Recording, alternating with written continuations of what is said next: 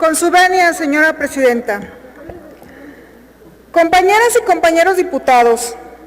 durante el debate de diciembre sobre la reforma constitucional al Poder Judicial de la Federación, Movimiento Ciudadano planteó en el Senado de la República y en este Pleno preocupaciones y dudas razonables sobre el excesivo poder que la reforma otorgaba al presidente de la Suprema Corte de Justicia de la Nación. Esa misma observación la hicimos el día que se registró la declaratoria de constitucionalidad y alertamos sobre el peligro que representaría esa actitud ante la elaboración de las leyes secundarias. Sin embargo, en todas esas ocasiones y en todos los foros y parlamentos abiertos donde Movimiento Ciudadano y destacados juristas observamos esta circunstancia, el grupo mayoritario y sus aliados repitieron una y otra vez el mismo mantra. Somos distintos, decían. Hay que confiar. ¿Por qué no buscarían aprovecharse de esos vacíos y esas ambigüedades en la reforma constitucional? Decían. Pero la realidad y el tiempo nos han dado la razón. Y han estructurado una minuta en la que claramente aspiran a generar una dinámica de favores cupulares de poder entre el Ejecutivo Federal y el presidente de la Suprema Corte de Justicia de la Nación. En su borrachera de poder, el grupo mayoritario y sus aliados no tuvieron llenadera y no satisfechos con haber logrado las mayorías que requerían para la aprobación del proyecto de la Ley Orgánica del Poder Judicial de la Federación y reformas a 6 ordenamientos jurídicos más, con deficiencias notables en temas de concentración de poder en torno al presidente de la Corte, de insuficiencia en los mecanismos planteados para combatir el nepotismo, en el golpe al federalismo con los tribunales regionales y en no convocar a un parlamento abierto con la seriedad y amplitud que ameritaba una reforma de esta envergadura, además, decidieron intentar un golpe a la Constitución de nuestro país.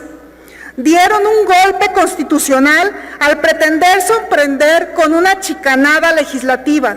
sacando de último momento un artículo transitorio con el que aspiraban a pasar por encima de las disposiciones constitucionales relativas a los periodos y los relevos tanto del presidente de la Suprema Corte de Justicia de la Nación como del Consejo de la Judicatura Federal. Compañeras y compañeros, el problema no solo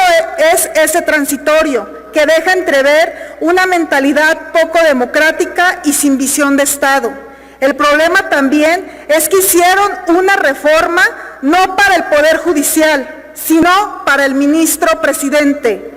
No permitamos que este tema que debe ser parado hoy se haga ley.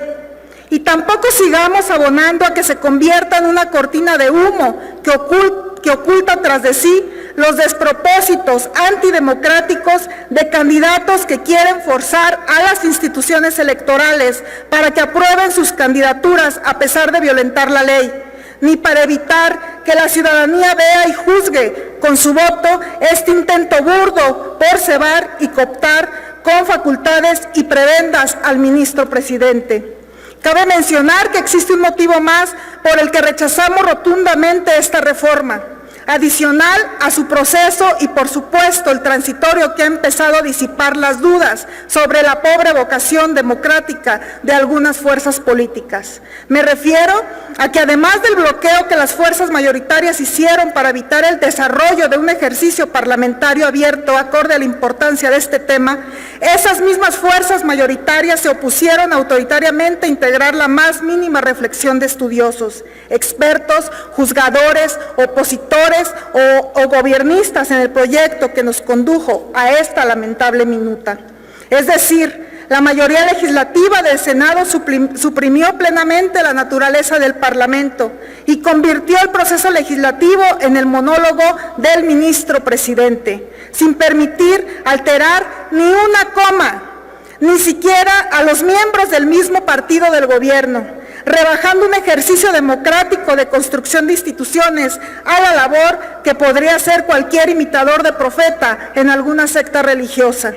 Dicho lo anterior, invito a esta soberanía a votar en contra del transitorio en lo particular y de todo el paquete en lo general, para hacer una revisión a fondo de la propuesta de la ley orgánica en cuestión y reducir o balancear la distribución de poder que se está concediendo al presidente de la Suprema Corte de la Justicia de la Nación. Es cuanto, diputada presidenta.